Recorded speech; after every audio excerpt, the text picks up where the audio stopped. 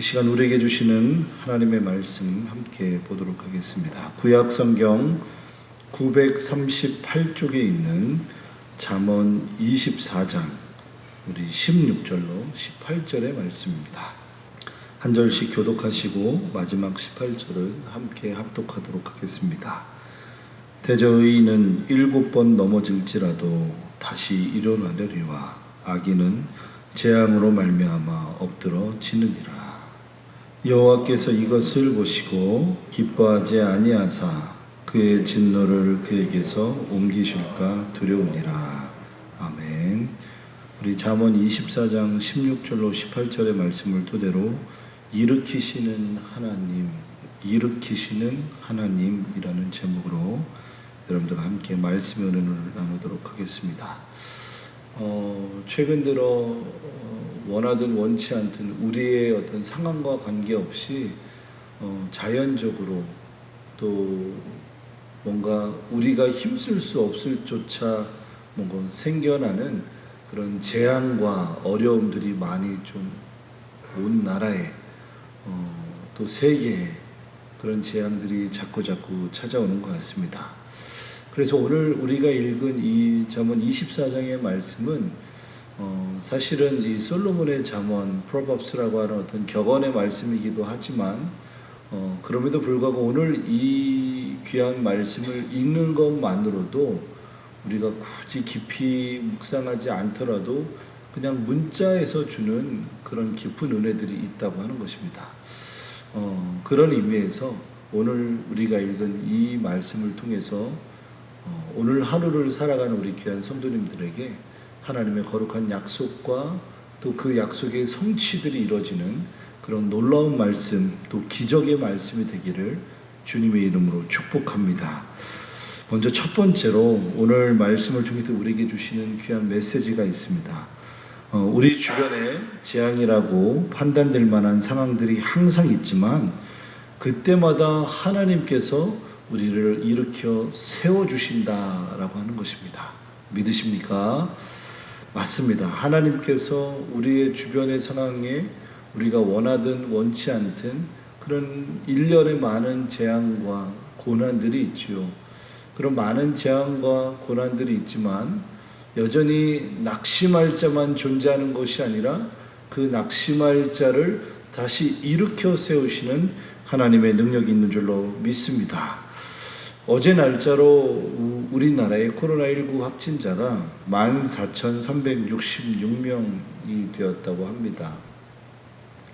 사실은 굉장히 기록적인 인원인 거죠. 뿐만 아니라 우리나라를 벗어난 나라의 어떤 코로나19의 확진자의 수도 굉장히 많이 늘어나고 있는 수치인 것 같습니다.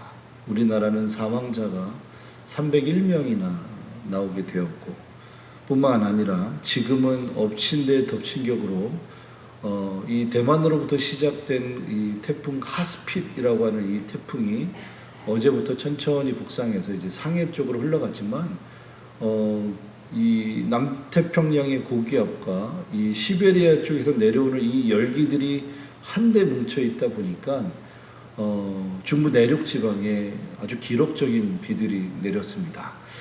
약 300mm가 앞으로도 더 올 것이라고 그렇게 이야기합니다. 태풍의 영향도 우리에겐 참 고난이고 또 앞으로 300mm의 비가 더 오는 것도 참으로 반갑지 않은 소식입니다. 이 다량의 많은 비 때문에 이 중부에 있는 내륙 지역들은 다리가 끊기기도 하고 심지어 어느 지역의 이 국민들은 5,000명이 한꺼번에 대피를 해야 하는 그런 소동도 있었다고 합니다.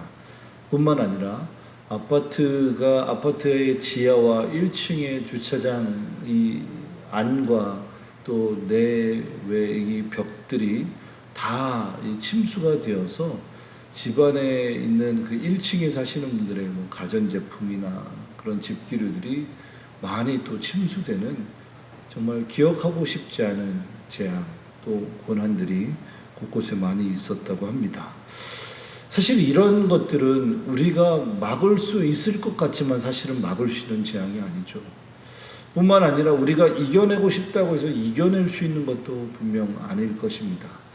그럼에도 불구하고 오늘 이 잠언 24장 16절로 18절 말씀을 읽는 독자들에게 또한 매 순간순간 하루하루가 정말 지옥 같은 인생입니다 라고 이야기하는 우리 청년의 우리 지체들의 그런 이야기들을 들어볼 때 여전히 우리에게 넘어질 수 있는 상황, 또 우리에게 끊임없이 어려운 곤경의 상황들이 끊임없이 많이 있지요.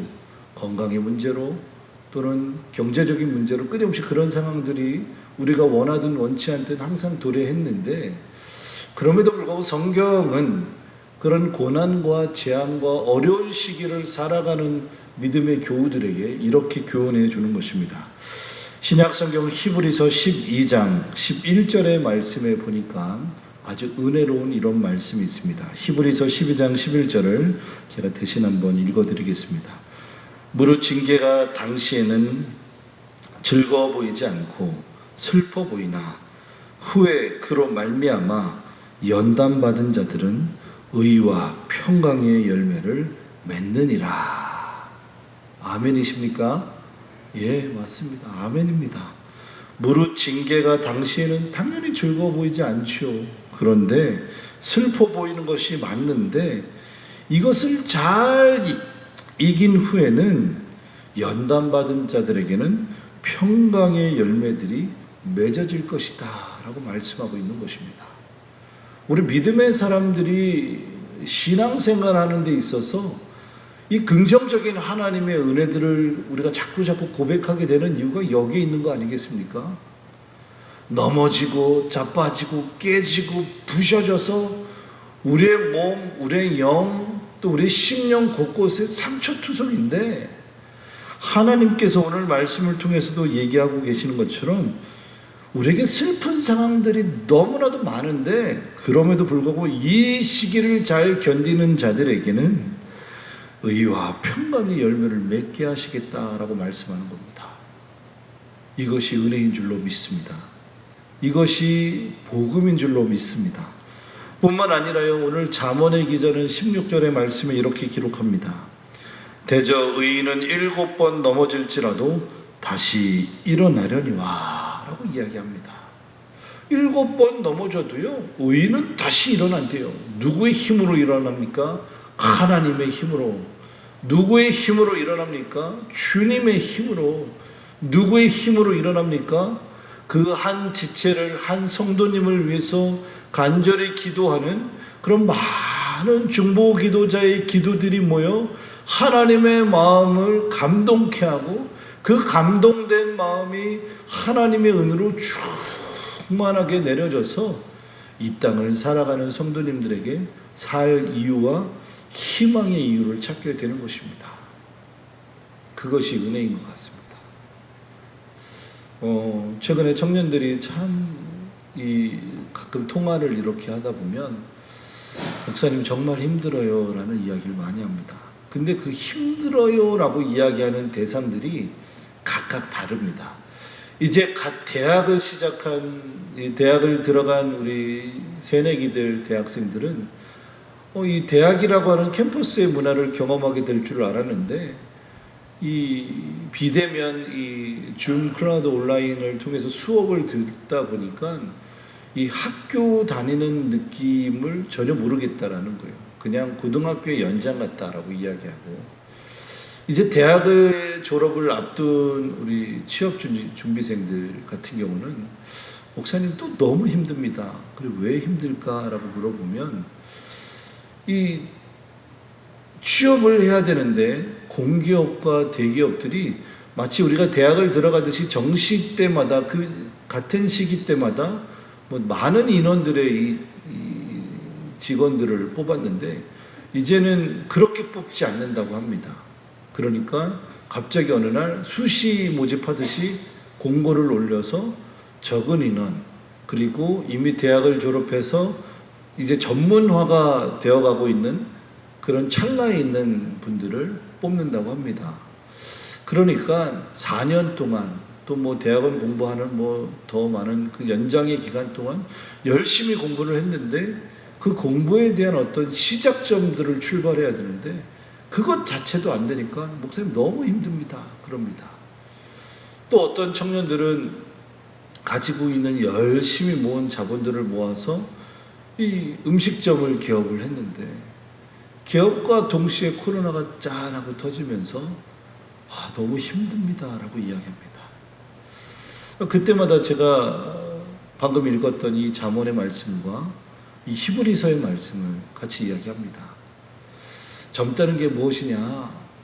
우리가 한 번 넘어져도 두 번 도전할 기회가 있고 두 번 넘어져도 세 번 도전할 기회가 있는 거 아니겠냐? 뿐만 아니라 주 여호와 하나님께서 우리와 함께 하시기 때문에 반드시 우리의 실패의 밑잔을 하나님께서 기억하시고 조금씩 시행착오라고 느껴지는 그 모든 순간들을 걸음삼아 힘내게 해주실 것이다. 조금은 힘들지만 힘냈으면 좋겠다. 그 이야기합니다. 그래서요, 이 공교롭지만 제가 주머니에 뭐 10,000원짜리 한 장, 지갑에 혹시나 돈이 현금이 좀 있으면 이렇게 우리 성도님들과 그럴 기회는 별로 없었지만 가족끼리 어떤 식당에 가서 이렇게 식사를 하는데 우리 대학생 청년들이 이렇게 서빙을 하면요, 그렇게 마음이 막 아플 수가 없어요. 대학 가는 것도 힘들고 공부하는 것도 힘들고 취업하는 것도 힘들고 심지어 이제는 결혼하는 것도 막 포기할 정도로 산포시대라고 하는데 얼마나 힘들까. 그러면 이렇게 서빙하는 친구들한테요, 이 10,000원짜리 한 장 꺼내서 이렇게 줍니다. 돈이 있어서 주는 게 아니라 제가 생각해보니까 제가 아르바이트를 했을 때의 시대에 그렇게 이렇게 막 이렇게 힘내라고 주시는 분들이 이렇게 덜어 있었어요. 누군지도 모르겠는데. 그래서 아직 세상이 그렇게 녹록지 않지만 그래도 여전히 이렇게 따뜻한 사람들을 함께 나눌 수 있는 사람들이 있다라는 의미에서 이렇게 그런 일들을 가끔 합니다. 잠깐이겠죠. 그런데 오늘 말씀에 있는 것처럼 16절에 대저 의인은 7번 넘어질지라도 다시 일어난다라고 하는데 이 16절의 말씀에서 다시 일어나려니와 라는 이 단어, 이 문장이 굉장히 의미 있는 문장이라고 하는 겁니다. 이 원어의 표현들을 찾아보니까요, 이 다시 일어나려니와 라고 하는 의미가 두 가지의 의미가 있는데 첫 번째는 이런 의미가 있는 겁니다. 뭐냐면 이미 확정됐습니다. 이미 일어났습니다. 라고 하는 승리의 의미를 갖고 있는 거라는 거예요. 그러니까 이 히브리어 원어에 나와 있는 다시 일어나려니와 라고 하는 말은 하나님, 제가 이렇게 기도하고 있는데 응답되겠습니까가 아니라 이미 응답됐습니다. 라는 확정의 의미로 다시 일어나려니와 라는 이 단어의 문장을 쓰고 있다는 거예요. 두 번째는 이 다시 일어나려니와 라고 하는 이 단어가 이 군사적인 용어인데 히브리어 쿰이라고 하는 단어를 쓰고 있습니다.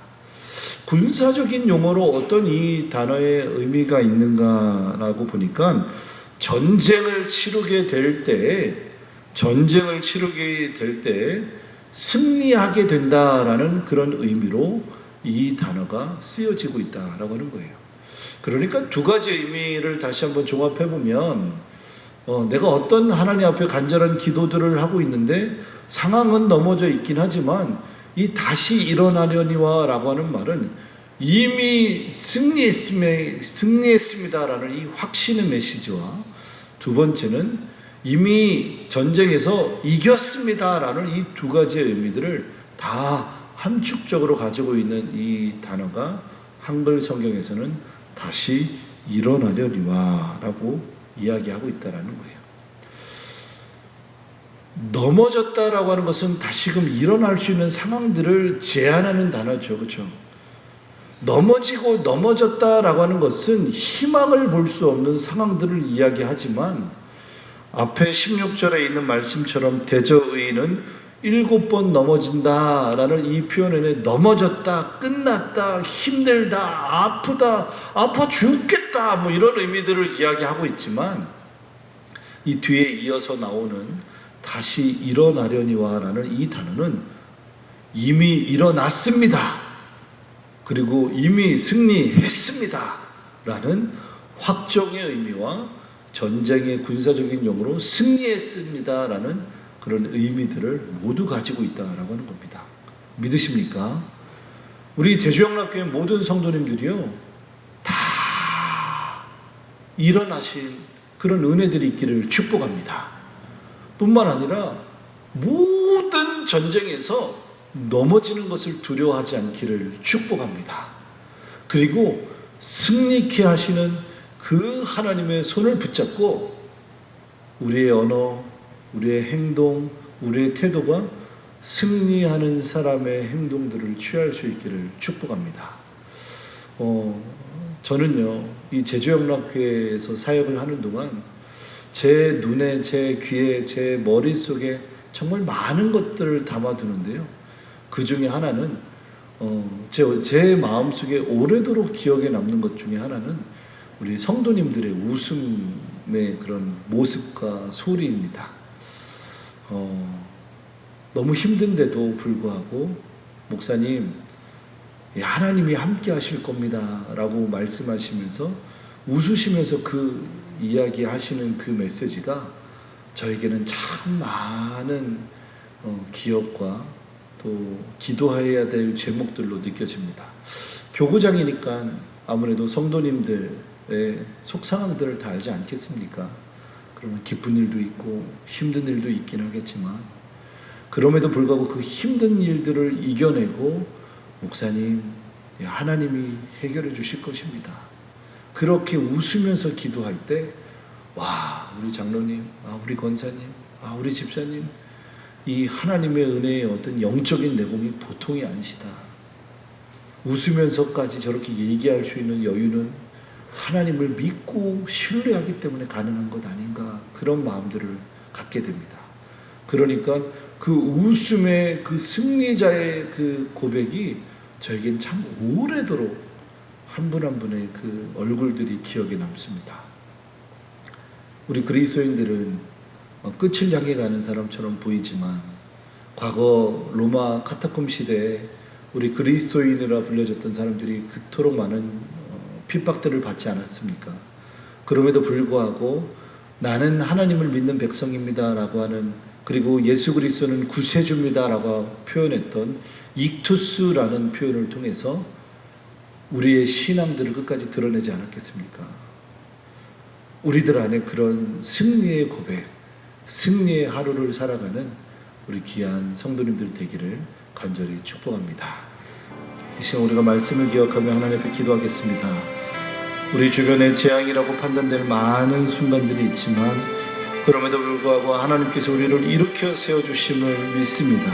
그런 믿음의 고백으로 하루를 시작하는 우리가 되게 하시고, 또 아버지 하나님께서 이 연단의 순간들을 잘 이기는 자에게 평강의 열매를 맺게 하시겠다 말씀하고 있는 것처럼 우리가 이미 승리했다 고백하게 하시고, 우리가 이미 납작 넘어졌다가 아니라 하나님, 저희는 이미 일어섰습니다 라고 고백하는 우리 모든 성도님들의 삶이 되게 달라고, 오늘 하루도 승리하는 삶을 살 수 있게 달라고 함께 우리 기도하도록 하겠습니다.